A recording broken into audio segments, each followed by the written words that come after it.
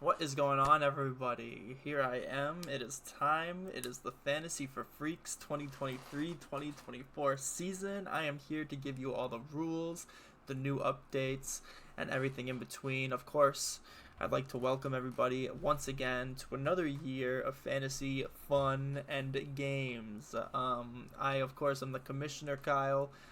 You all know me. If you guys got any questions, comments, feedback, any sort of thing like that, you know where to find me. You know who to call. Of course, this year I'm extremely excited as we are moving to 16 people in the PPR format for fantasy, and of course, that means we got new people, we got all the same old people, and I'm extremely, extremely excited for this year in particular because I got some new things planned as always, and I just love the competition. A lot of you guys don't know everyone who's in the group, but of course I do know everyone, and so that makes it especially interesting for me. Anyway, I'm going to try to make this quick because I drug it on way too long last year, and I think there's going to be more content, so definitely stick around to check out the new things that I'm implementing this year. Starting out right away, we're going to get through some of the nitty gritty things. Same as last year, we're doing the same pot size, $50 a person. You'll see underneath that is the breakdown of where all that money is going to be going. Pretty much the same as last year. The only differences you'll see is I added $25 extra to second place just to make it a little more money than the highest scoring team. That's still the same. You still win $100 if you score the most points throughout the regular season. But you'll also see at the bottom that we now have three $25 incentives to win. This was just kind of an idea I had to spread the wealth a little bit more, and I will go on to talk about that a little bit more in just a second. But I want to reiterate, as I've said in the past, for anyone who's new or such, do not pay money to me until either you've been eliminated officially or until the year is done and you can just pay whoever won directly. But we'll get to that as the time goes. Just know for now that you don't have to pay the $50 yet. So let's talk now about the incentives I've got planned for this year. These are the three incentives I came up with. In future years, we'll switch it up. We'll do different things, but just to explain them, one of them is going to be for the closest game. This is going to go to only the loser, so the loser will win this money for being the closest to their opponent in a given week. Obviously, I'll keep track of this throughout the year and update you guys on who's in the lead for that. The second is for the most injured team. This one, hopefully this isn't too convoluted, but just to explain it, this is only going to be for players injured on your roster. So,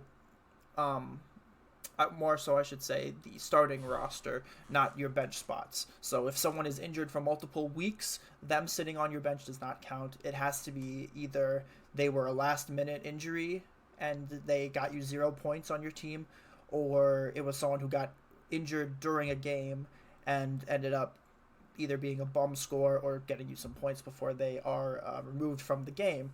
Once again, I'll keep track of this throughout the year. And the final one is going to be the Kicker Award, which is going to be, once again, the cumulative score throughout the regular season of your kickers. Whoever's kickers score them the most points, obviously it doesn't have to be one kicker, but whoever's kickers will score them the most points will win them the incentives. Obviously, you can stack these extra prizes on top of other prizes you may win, whether that's first place, the scoring, money, so on and so forth. And then at the end of the year last year, I was doing just like a weekly chart I would send out, just telling you who's winning, who's out of the running. These types of things I'm going to keep on that list throughout the year as well. I'm not sure if that's something I'll send out every week or if I'll just have like a Google Sheets that everyone can look at if they want to. That's something I'll just let you guys know in the future. Moving on then, we're just going to get through some of the stuff you guys might not care about. I'll go through it pretty quick. I'm going to talk here about the schedule. I'm sure a lot of you guys don't care about the details about this, but I'm just showing you it so that you don't think I'm, colluding in some way or making schedules easy for one person versus another. It's not like that. Same as we've done in years past, we're going to have a 13-week regular season followed by a 4-week playoffs. We will not be using the 18th week. Teams will sit their starters and stuff like that. So I'm just going to try to avoid that altogether. Remove the 18th week. I will talk about divisions here in a minute, but just know that you'll play the people in your division 6 times, everybody twice. You'll be selected to play against another division. You'll see here it's the North and the East and the South and the West. Those divisions will play everyone in each other's division 1 time to account for 4 more of the games, and then you'll play 3 other random people from the other divisions for your final 3 games. I set up the schedule a couple nights ago, so if you are interested in looking at it, that has been updated. You can go check it out right now on the Fantasy app. So moving on here then is the playoffs. After the 13-week regular season, you will be seeded into a 12-person playoff. You kind of see I've got a visual in the bottom right there just showing how that bracket would turn out. So there will be 4 people who will be awarded the 1 through 4 seed. Those will be the top of every division. So there will be 4 divisions, spoiler alert, and the top of those divisions will get the bye week for the first week, while the remaining 8 spots will be given to other people at random. It's not going to be 2 people per every division after that. It's just going to be a best record, and then you'll see after here the tiebreakers for if your records are tied, and that will account for the other 8 spots. Obviously, then that'll be 4 weeks long, and we will have a champion at the end of that.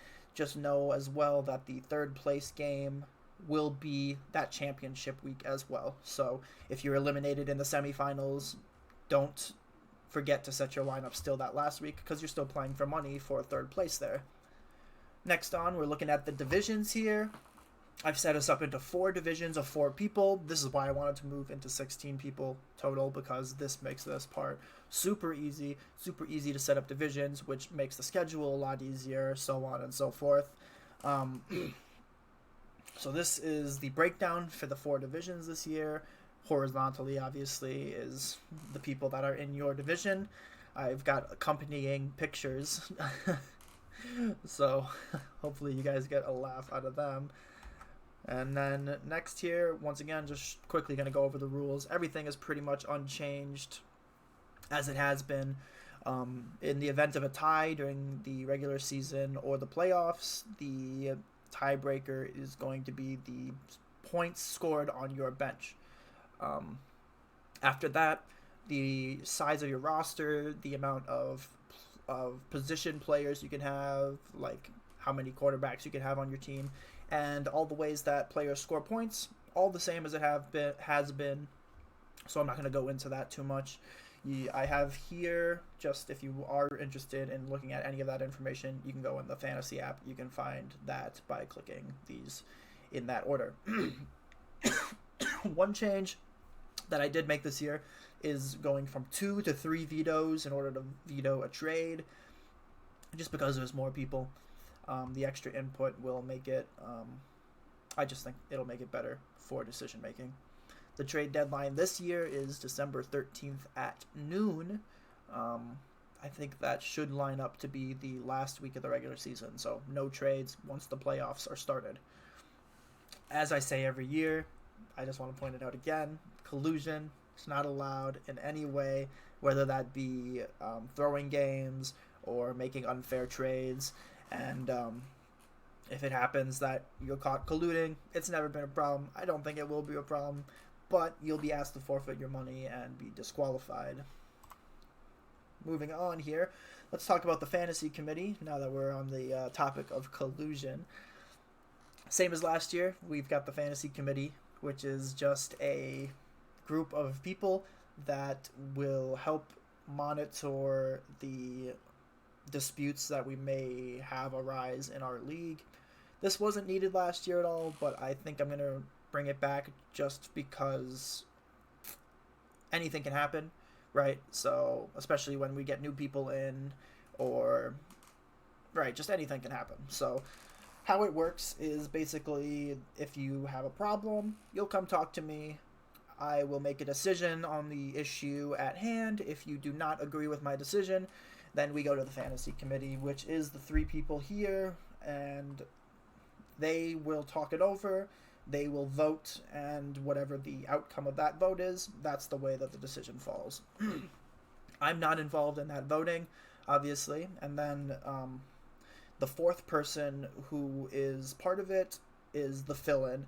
Basically, they will just be involved if one of the three people on the committee is involved in the dispute. So, like I said, don't think it's going to be something that we need to worry about, but if it does, then we have the system in place to figure out a solution. Now, moving on. Just to talk about the draft really quickly once again, we have decided on August 20th, 8:15 p.m. to do our draft. Please, if this is not going to work for you, let me know as soon as possible. It is far easier to switch the date now than it will be on August 17th. So please let me know if this is going to be a problem. If nothing is an issue, then this is the date that we are going to be looking at. We're still the same with 90 seconds per pick, still snake draft format. It'll take about an hour and a half. And then right after I'm finished with this presentation, I'm going to do the lottery, and we will figure out what the draft order is. The reason I started doing the lottery draft was, once again, just to try and make it fair. Trying to keep it from having people throwing at the end of the year just for draft spots, right? So it adds a little element of luck to it. But before I do that, I have one more thing that I want to talk about, and I'm very, very excited to show this off. I did a little sneaking around in the off season to get a little grand prize.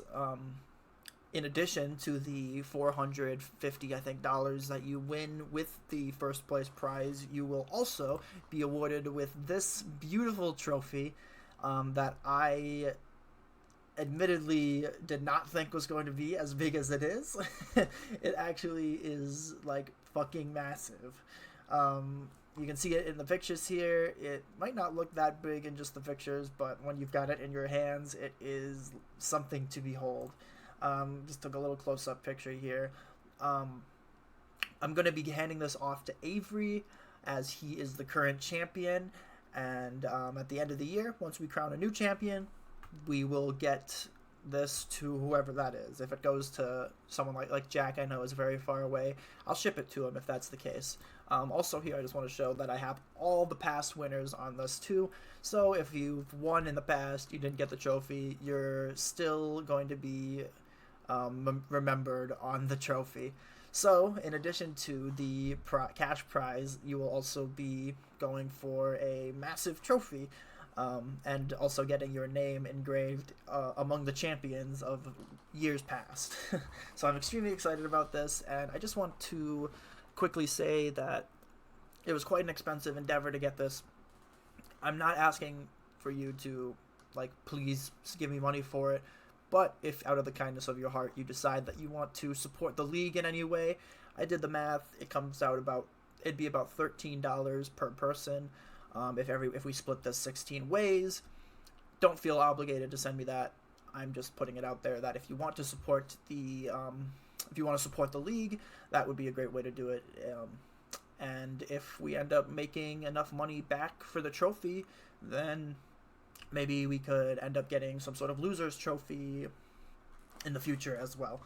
But that's really all that I wanted to talk about with all of that. So without further ado, I'm going to move on and explain the lottery draft here real quick and let you get on with your day. Same as last year, pretty much going to be generating this, and you'll get my unfiltered live reaction to the draft order.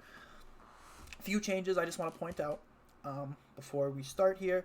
The 4 people who did not make the tournament last year are all going to have the same outcome, or the same amount of balls in it. Basically, how a lottery draft would work is there would be like a giant machine with a certain amount of balls in it per team, which would make it more likely for teams with more balls to get a higher draft spot. This is basically what we're doing, except AI generated, so I don't have the machine, obviously. So the 4 people who took last year will have the same odds of getting the number 1 pick. Smith and Corey are 2 newest members. I put them right in the middle so that they have a fair chance of getting something. But I also didn't want to make it so that people who did poorly last year and were expecting a high draft spot get outshined by someone new. And the last thing that I want to point out is you'll see Brady H. and Dylan have the same. If you recall last year, the DeMar Hamlin thing during the 3rd place game, it was kind of chalked up just to be a tie because they both had an active player and the game was literally within like 0.2 points. So they just chalked it up to being a tie and splitting the money at the end of the year. Therefore, I'm giving them the exact same chances as each other as well for a draft spot. So let's let the AI put this down for us, and without further delay, I'm actually going to start from the bottom up this year instead of top down. So we'll find the first pick last. Starting off, the last pick of our draft this year is Sam. Number 15 is Avery, so those two actually flip-flop. Sorry, Sam, you're going to be the final pick this year. Brady H. picking up spot number 14 in this draft. Number 13 goes to Dylan, so far pretty much in the order you thought. Number 12 pick here is going to be Ryan, dropping down a few spots. Number 11 goes to me, going up 1 spot. Let's go. Pick number 10 goes to Coy. Number 9 here is for Emery. The number 8 pick will go to Marcus. Pick number 7 goes to Brady Donovan. Pick number 6 will go to Campster Dude. Pick number 5 to Bailey. The 4th pick will be for Jack. Number 3 goes to Trent, which is a huge jump up. Pick number 2 goes to Corey, which means number 1 goes to Smith. That is crazy. Both of the new people are taking pick spots number 1 and 2.